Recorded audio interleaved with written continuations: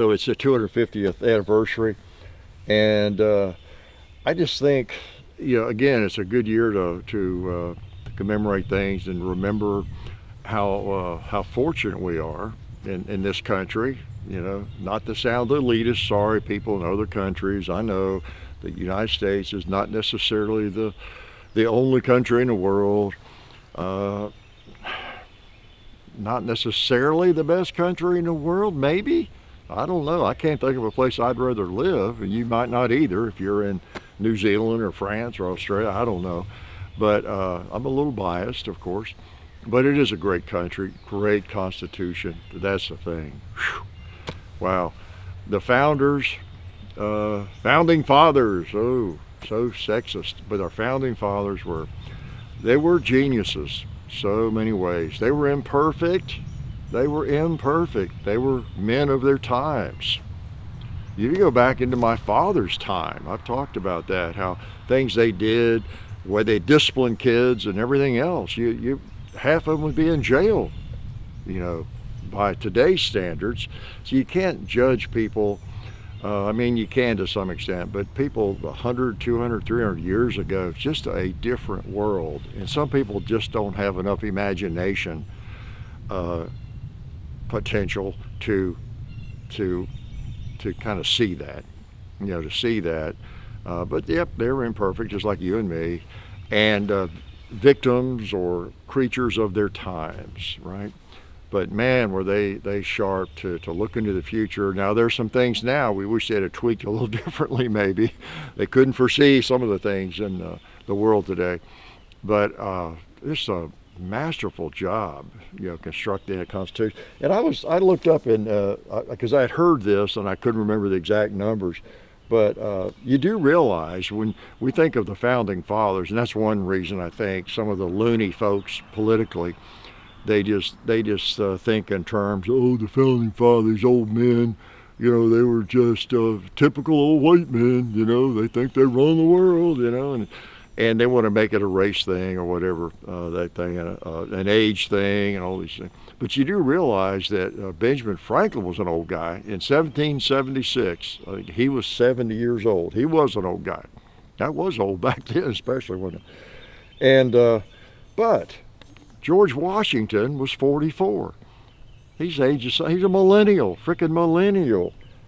John Adams, 40, another millennial. Thomas Jefferson, 33. He's a freaking kid. Thomas Jefferson, with his genius, he was a kid. Alexander Hamilton, almost a teenager, 21. 21. The average age of the signers was 44. So these were not a bunch of old fat men sitting around, not being able to relate to anything. They were youngish men putting this together and arguing and fighting over it, and very literate and articulate, intelligent, and to discount those characters is a crime. It really is. So anyway, we need to I think. Be appreciative, even with all the country's faults. Wherever you see faults, we should appreciate what we have in this country. If you're new to this country, maybe you don't appreciate it. Study some history. But it is a great place. And whatever party you belong to, whatever political persuasion you've latched onto and can't let go, whatever bubble you live in, including myself, whatever, there's just some things about this country that make it great.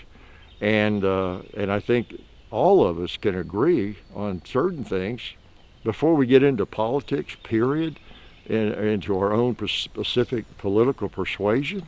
Surely all of us agree that we want to live in a country that has some law and order, or else you don't have a country. If you don't have borders, if you don't have law and order, you can't get choked up out here. There has to be order. You got anarchy, you don't have a country, basically. And so I think we all want that kind of thing. We want to be secure from an invasion, from other countries, of course. We want a government that's not corrupt. and uses our tax dollars wisely, right? Whatever party you belong to. I don't know how anybody could disagree with those things. We want, I think, a relatively open market where people can start businesses and hire people and flourish, succeed or fail, depending on their own experience and their efforts, their creativity, and run a business that's free from government, overly intrusive government interference, so you can run your business that you might start. We want to have freedom to speak our minds, don't we? Freedom of speech, of course, without government goons putting pressure on social media to restrict what we can say or not, like happened a few years ago. We want freedom to speak. Of course, obviously it goes without saying, a Second Amendment, freedom to protect ourselves, keep the country free. So some of those basic, now some wouldn't agree with that, right? Depending on your political persuasions. But there's just some really basic things about this country that make it great, and we want to maintain, I think. And then, have a safe country, free from invasion, borders, and law enforcement. You have to have law enforcement. How do you not have law enforcement? Whether you like law enforcement or not, how do you have a society without that? Yeah, maybe you've mastered that, but I can't think of a place that has. So anyway, one of the things, last comment was, nothing is perfect, of course. I always think of this, and I've used this before. It goes back to Winston Churchill, who said it. It's been adapted for different meanings, but he said, apparently, democracy is the worst form of government, except for all those other forms that have been tried. Democracy is the worst form of government, except for all the others. In fact, I've heard that said about capitalism, and I thought until I researched that was the original statement. But what people have done is taken that, because it fits, several situations. But, it's kind of the same deal.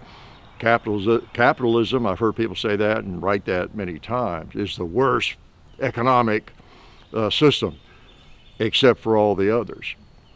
And the point in all that is, as I've preached about before, is there is no perfection. There is no perfect system. There's no perfect political party or perfect anything. Company. I've advised young people several times, I know, through the years, be careful with whatever company you're working for, whatever it is. You're going to run into people you don't like, and you're going to think you're being mistreated. And why won't they see this as accomplishments? I don't get this. My boss is, and the people in that department won't cooperate, whatever it might be. And you just start getting your resume out and looking for another job. Man, did I land in the wrong place? Then you get up in another company, and it's the same way, basically. Maybe not as bad, maybe worse. You get to a third company, same stuff. Why? Because we're dealing with people. Yep, people are imperfect. And, you could, people, no telling how many folks have changed companies or jobs, 5 times because they think they ended up in the wrong company, Nah, you ended up with people, and that's kind of the way people are. Now, some worse than others, right? But same with forms of government or anything. There are no perfect forms. So I think there's too many young folks who think that the United States should be perfect. And maybe old folks too. It should be perfect. That's not fair. That's injustice. Or I see there, this place is horrible. Founding fathers were idiots, No, pretty smart. And we do have a pretty good system in this country. It's just that it doesn't always work. And people are not always well-meaning. There's people who are greedy. There are people who just want the power. There are politicians that just want the power, just the authority, and some don't. There are actually some pretty good politicians. I'm impressed with some of them, but not most of them. So anyway, I rambled, and I just think it's something we should remember, that 250 years could be a lot worse. Could be a lot worse.